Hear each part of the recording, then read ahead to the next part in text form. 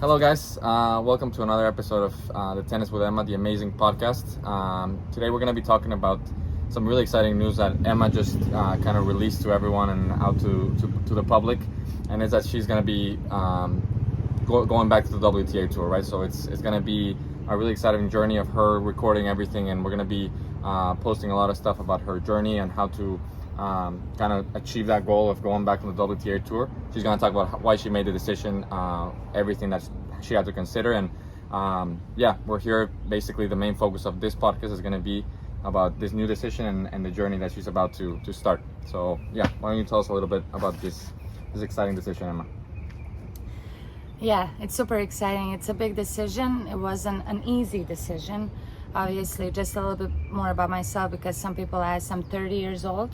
I stopped playing when I was 24, and at the time I was climbing up at the rankings. So after college I played maybe for like a year, and in that year I climbed up to be 140 in doubles and then 400 in singles, and I had like 6 months not to defend any points, so I could have maybe made it like top 100 in doubles, who knows, but probably I was on the way up, but I had a lot of injuries.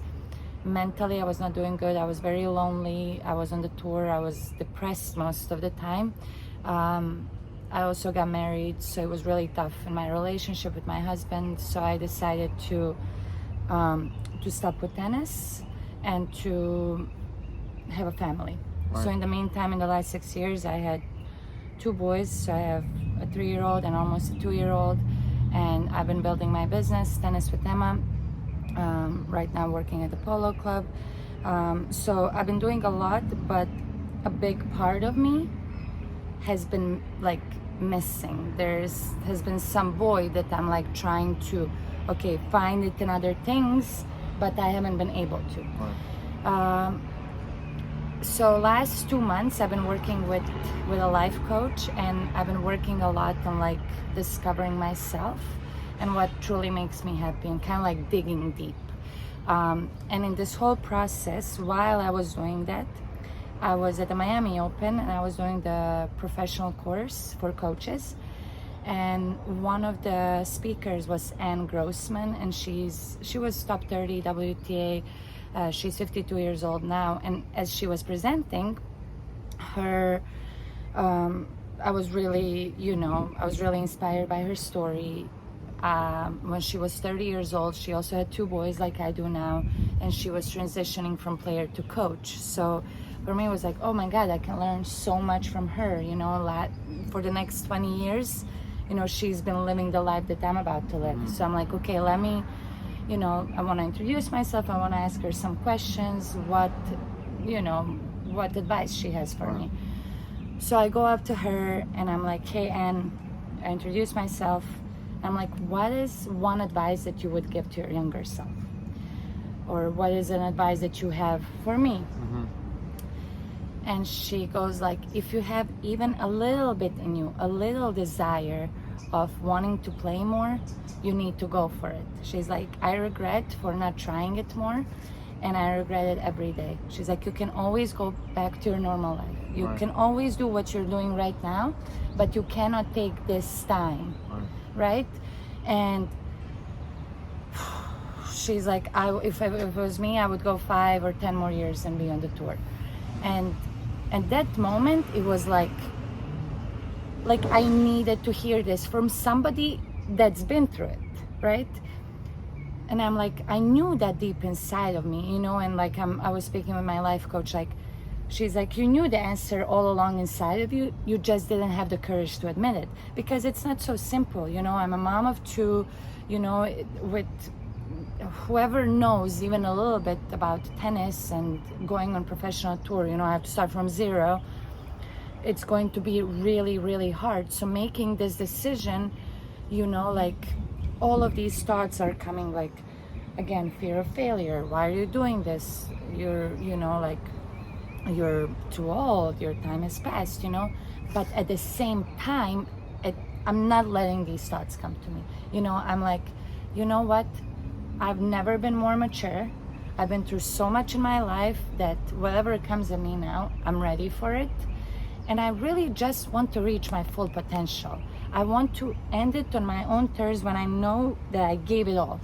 I have nothing else in me, and I'm done, right? And then I'm ready to start the next chapter.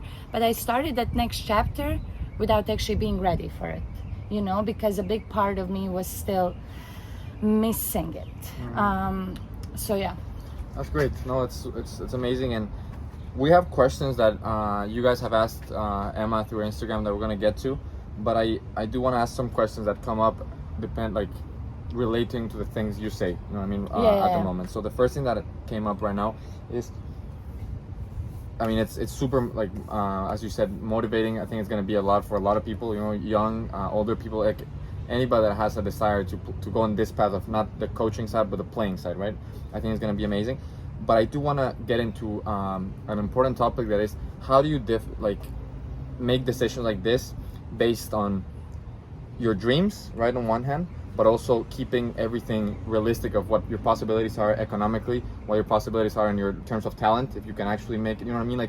I think it's something that is not talked about too much, and we see so much on Instagram about oh my God, go for it, and it's great, right? It's great because we're both really passionate and we like achieving goals, and we're overloaded with so much information about motivation and go for it, and you're amazing and you can do anything you want, and that's great, but we don't talk enough about when is that too much? You know what I mean? When is this too much and you have to sit down and be okay, can I actually do this? Is it actually within my possibilities? So that way you're not actually risking other important things in your life, like your economics or I don't know. That's another thing. That's a huge thing, and that's such a great point. I've been seeing all these years and all this time, and you too, all these motivational videos on Instagram popping up, motivational quotes, and you're just okay, go for your dreams, whatever that means. Yeah.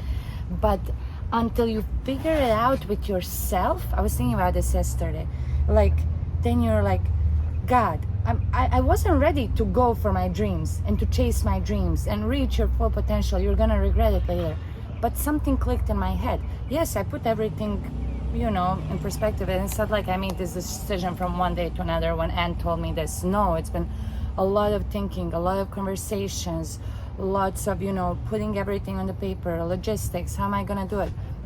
At the time when I stopped, I was struggling financially, I was trying to figure out how I'm gonna make it from one tournament to another, really housing, where am I gonna stay, how much is this. So I had more stress and more pressure on that I couldn't even really focus on how I'm playing when I'm worried about a million other things. Right? Now when it comes to finances, okay, obviously I have some savings. I don't want to really dig too much into savings, but my plan is to put a budget for the year, to make a plan of all the tournaments that I'm going to play, how much money I'm going to need for hotels, for the transportation, for physios, for massages, for supplements, for all these things, and then put everything on the paper and present it to some potential sponsors, because in the last 6 years I've met some people that I feel very comfortable reaching out to, and hoping, because for 1 year to play the tournaments that I want to play, I think, but I will, in the next podcast we can talk more about it, because this is important too, for the people to know. Yeah. I think for the full year I need around 100K, so I want to reach out to a few people, get a few sponsors, and then go from there. And I'm pretty confident I can get it. And for some people, either they're listening that know some people that can help, please reach out, because it's very, very important on the financial side. When it comes to talent, so I think that part, I think I'll be good. When it comes to talent and looking, tennis is a very, something like golf, similar to golf. You get to the point where if you're watching me hitting, rallying and a top 10 player right now, you could not differentiate who's a top 10 player, because we can hit the ball the same, right? But it's here, and physically who can, make it through the whole match and keep that intensity throughout the whole match. That being said, my focus will be more on doubles. Okay. Being realistic with myself, I'll focus more on doubles because my goal and why I'm doing this, I want to play all 4 Grand Slams. Ideally, I want to win one, right? But I want to play 4 of them doubles. I am very positive I can do it. Singles, I don't know. But at the beginning, I have to try, and these tournaments I have to play singles as well because I'm going to be there anyways, and I have to make some money as well. Because if I just do doubles at the low level tournaments, I can't be making any money. Yeah. So that's the plan. And then family, I feel like that's gonna be the hardest for me because of my kids. I mean, I don't see them one day, and I'm like yesterday I played here at tournament. I was gone the whole day, and then it's the weekend now. Usually I spend the weekends with them, and like this morning leaving, and they're going with my husband for breakfast, and I'm like, I called them from the car, so I'm like sitting there with them. That's going to be really, really hard for me, like going for a week, 2, 3, a month. Thankfully, we have the technology now, and they're young enough that hopefully if I have the finances, they can come with me to some tournaments. But I want them to see that their mom did it. She went for it, and I really want to inspire them as well. My goal in all of this, honestly, like it's not just going back on tour, but it is inspiring other, especially females out there, that they feel like they have a little bit, not in tennis, like in any career, whatever they're doing, they have a little bit, but they're scared. There's that fear, like that it's possible to do it. And that at the end of the day, why I'm doing this, because I really want to have the audacity to live my true life, to be who I am, to be fulfilled and happy. And that way I can be more generous. I can give more love to the other people around me because I'm fulfilled. Because I don't know if you're like this, but when I'm not happy within, I'm being rude to everybody around me. Not rude, you're never rude, but you know what I mean. And people that are unhappy within are those mean and rude people because they're not happy with their life. They're not going for it. They're not doing what they want. I've been training now for 2 weeks. I haven't felt more fulfilled in a long, long time. Yeah, I'm tired. I'm exhausted. Yeah, it's hard. But this is what I want to do, And I don't know how long it's going to be. I want to give myself at least 2 years. Maybe it's going to be 2 years. Maybe it's going to be 5 years. We'll see. Maybe 10 years. Mm-hmm. The life on tour is brutal, but I'm ready for it. I know what to expect because I've been through it. I won my first professional tournament when I was 16. I know I'm going to be playing against really talented 16-year-olds. Okay, so what? I'll lose a lot. I know that. It's just dealing with that, being mentally tough, working on that, with my life coach, and just staying on top of these things. Right. Awesome. Well, that's definitely answers my question. So yeah, I mean, kind of summing up the original question, I think it's the motivational, emotional part is crucial, right? I think that's what really drives people to achieve great things, right? That has to be the root of everything. And then you need that mindset that you're describing now, right? The maturity to be, I know what to expect, and it's not just a dream, right? It's a dream with a foundation, with a plan, with a certain sense of reality, and you're like, this is what really it costs, right? Whatever your case scenario is, if you're paying for your own tournaments, if your parents are paying, actually say, so this is what I want, right? But then this is what I need as well, right? This is what the money I need, this is the support I need, this is the talent that I need, this is the level that I need to play, and taking that into the equation as well, right? And then once you make a decision based 50-50 on both, and you see that it's possible, right? It's doable. That's when you say go for it, right? 100%. And yeah, I mean, that's also important. If we should do some, like that's what you said, talk about it next time. But if anybody wants to support financially, bring the cash on. Please. Bring it on. Anything. Let it rain. I think I have a big following online. I'm gonna create like a GoFundMe page. Yeah, I was gonna say, for a comeback, a journey. Honestly, anything helps. It's mostly also so I can take my kids to some tournaments as well. Mm-hmm. And I know first 2 years I'm not gonna be making money, and then later that money, it's gonna come back. For sure. Okay, well, enough about our questions. We're gonna go up to some of the ones that you guys asked. What is this?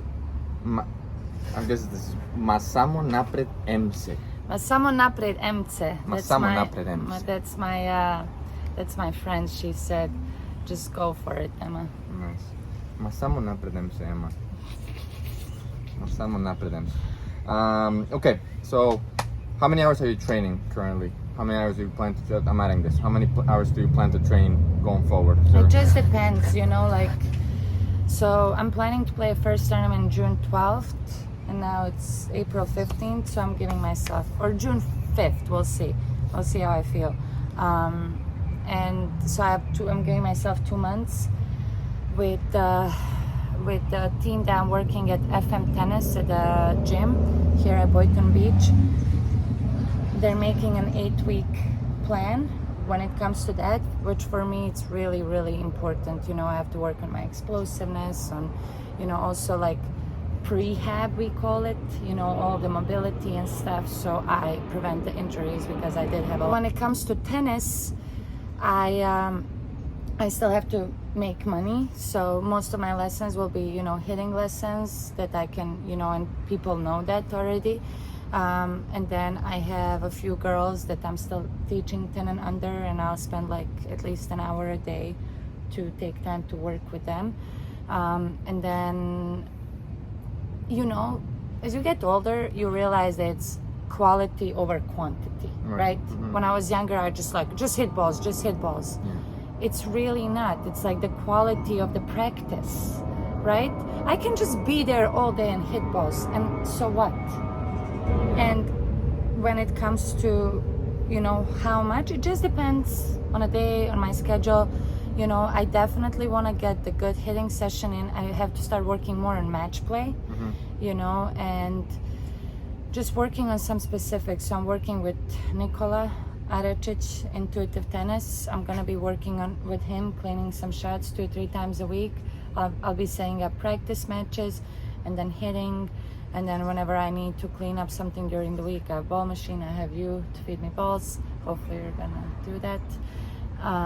And yeah, that's the plan. I don't know. So let's say for sure 1.5 hours fitness a day, and maybe, between 2 and 4 hours of tennis a day as well, and then 1 or 2 hours of teaching as well. Right.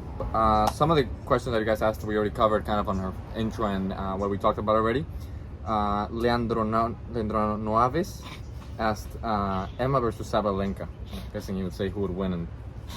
Yeah. Right now? Yeah, right now your question, but like, when do you think you could ideally beat her? I don't know. Give the men an answer. Give the people what they want, Emma.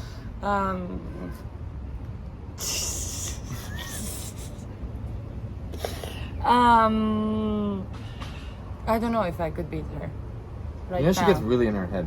You get so much into people's heads, it's crazy. And she gets, I've seen her double fault like 9 times in a row, and she literally starts like push the ball. I used to play with her, against her. I don't know if we like practice matches. Did you ever beat her? We played same tournaments. I don't remember actually. We just practiced, so I can't remember. Maybe in a few months. Okay, that's crazy. That's good. Yeah. Okay. There you go, Leandro Noaves. In a few months. And then this is my question. We'll probably finish up with this one. This one might take a little bit more. It's a little bit deeper question. But are you afraid?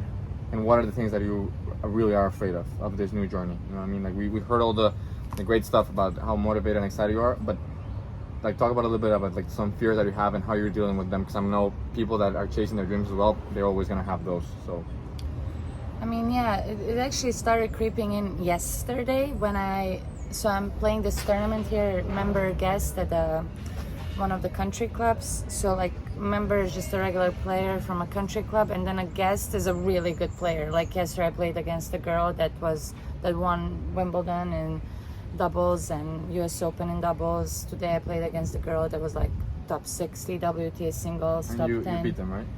Yes. You can flex in here. No, you it's know? fine. You can show off. Yes, but the thing is, like, I was in my head so much. And you know how I was saying earlier, yeah, I'm so much more mature, you know, I got this. But then when I got into the playing the point, like today I was serving out for the match and I got so tight. And I'm like literally telling myself, what if you're at US Open and you're serving for the match? Like if you're so nervous right now, how are you gonna feel then? Like then I'm like, do I have it in me? Like maybe I don't have it. Maybe, you know, I'm not strong enough. I'm not strong enough mentally. I can't do it. You know, all of these things, like I can't. I'm not good enough. All these girls are so much better than me, you know, and this was my problem always. Like I was so insecure and I would look at these other girls. I'm like, oh my God, she's so much better than me. But then like, as we play, I realized that she's really not. Right. Maybe her volley looks a little bit better than mine, but it's like, I can hit a good volley too. I was speaking to Nikola the other day. When you see me, you know, play, maybe I don't have that perfect technique, but I know how to win. Yeah. You know, I find a way how to win. I'm really smart on the court. I anticipate well. I read the game well. It's just dealing with that, like, it's not even the pressure. It's just something that I still have in me that I have to, like, let it out. And I was really like, okay, like just this like self-talk. Right. Okay, like let's go. Let's just relax, because I'm not going for my serve. You know, I start well, then I stop, then it's like up and down. So that's a big thing, like mentally here. Right. Yeah. You know, like just trusting myself. And I think that's going to come with more training. You know, because I really haven't trained a lot. I mean, 2 weeks, and it's like I don't feel that confident in my shots. You know, so basically that's the biggest thing. It's me, is that fear. You know, that, and just how I'm going to handle that life on tour and being alone, because it gets lonely, Right. especially knowing that I have family at home. Yeah. And just being strong mentally there. Those are the two big ones. Great. Yeah. So. Oh, one more. Sorry, injuries. Oh, okay. That's a big one. I used to get injured a lot, Right. so I'm smarter now and taking care of my body better. So. That's great. And I think this is great. This is a great thing that I think younger girls can hear, because you're someone that has already gone through it, and then you left and you're going back again. Yeah. I think a lot of people are gonna hear this, or younger players, this is they're just getting into it. You know what I mean? Yeah. So I think it's great to hear how fears are normal. You know what I mean? Yeah. How not to be afraid of the fear. That makes sense. You know what I mean? Not be like, okay, if I'm scared of this, is this wrong? Right? Yeah. You have someone that's already played WTA tour, has already been really successful, left, and then now is coming back and still has those fears and still has, you know what I mean? So it's normal. And then, so yeah, I think it's great to hear for younger players that are getting into it and are dealing with fears, which are completely normal. I think that's a great overview of your journey, what you're about to get into, and I think it's going to be really, really fun to record it all. You know, I think it's going to be amazing. We need more of that content, I think, in tennis, like the tennis community. More of like, there's so much coaching and like podcasts about like just tennis in general, but like someone that's actually been through it, and you're getting into the mix of actually playing and having all the insights and knowing her already from all her previous social media. You know, you really know Emma through your social media, and then seeing her through this journey, I think that's really exciting, and there's not a lot of out there. One other thing, I'm really recording, like, you're gonna love my vlogs. Like, I'm recording my real life. Like, I'm in the morning or at night, like I just woke up, or I'm like just recording myself, like saying and how I'm feeling and everything that I'm going through. Like, real life behind the scenes is going to come every Monday on my YouTube channel. Great, super exciting. So thank you guys for watching this episode. A little bit of a shorter episode, but some great content. And then yeah, we'll see you guys next time. And then keep staying tuned for the next few videos. Yeah. Thanks guys for your support, and we'll see you next time. Thank you for listening. If you enjoyed this episode and you'd like to help support the podcast, please share it with others, post about it on social media, or leave a rating and a review. To catch all the latest from me, you can follow me on Instagram, YouTube, Facebook, and TikTok at Tennis with Emma. Thanks again, and I'll see you next time.